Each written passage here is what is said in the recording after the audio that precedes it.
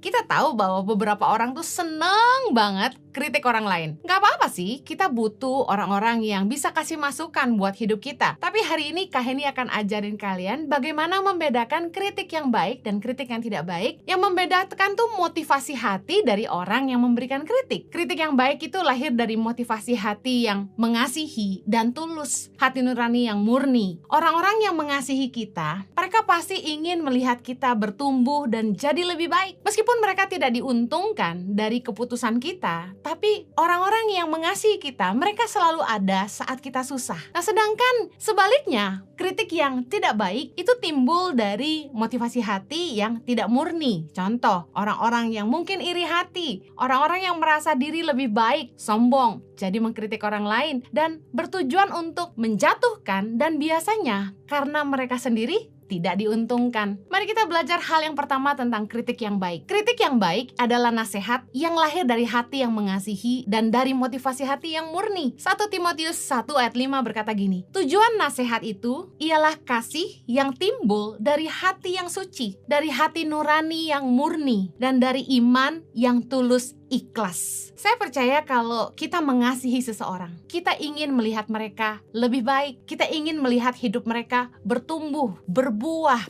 jadi dewasa. Kita ingin mereka lebih bahagia. Karena itu kadang-kadang sulit untuk menahan diri untuk memberikan kritik. Tapi kritik yang berasal dari hati yang mengasihi karena ingin melihat orang lain jadi lebih baik adalah kritik yang baik, berupa nasihat yang mungkin kita akan berikan kepada orang-orang yang kita kasihi dan kita sayang. Meskipun kita toh tidak dirugikan ataupun diuntungkan dari perbuatan mereka, tapi kita peduli sama hidup mereka. Contoh, sahabat-sahabat kita yang gak mau kita susah, khususnya buat anak-anak muda. Waktu mulai PDKT, punya calon-calon pasangan hidup, biasanya teman-teman ikutan kasih masukan. Nah, kritik-kritik yang baik tentu karena mereka peduli sama kita, mereka sayang sama kita. Nah, kritik yang paling baik lahir dari orang-orang yang sungguh-sungguh mengasihi kita dan ingin lihat hidup kita lebih baik. 1 Tesalonika 2 ayat yang ketiga berkata gini, sebab nasihat kami tidak lahir dari kesesatan atau dari maksud yang tidak murni dan juga tidak disertai tipu daya. Orang yang benar-benar mengasihi kita tuh ngasih nasihat atau kritik, masukan itu dari hati yang tulus. Mereka gak punya niat bulus. Hatinya murni, gak disertai dengan tipu daya. Karena ada orang-orang tuh yang kasih masukan dengan tujuan supaya mereka diuntungkan. Mereka ngasih saran begini dan begitu. Lalu mereka bilang ini, tapi ya gitu.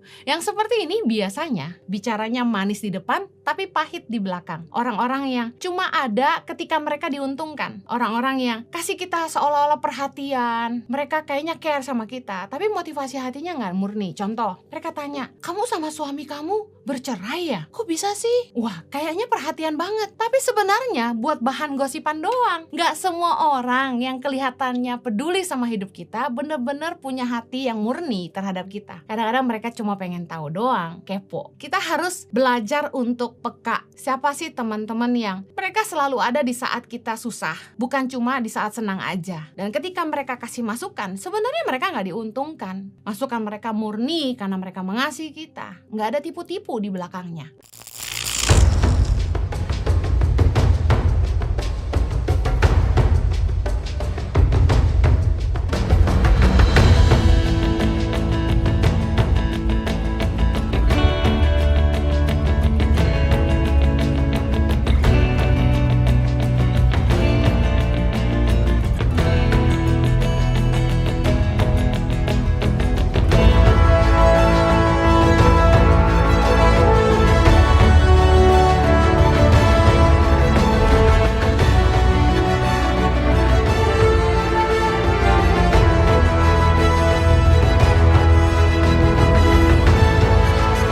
Cerita anak pedalaman dalam meraih mimpi dan mengejar cita-cita bersama Tangan Pengharapan.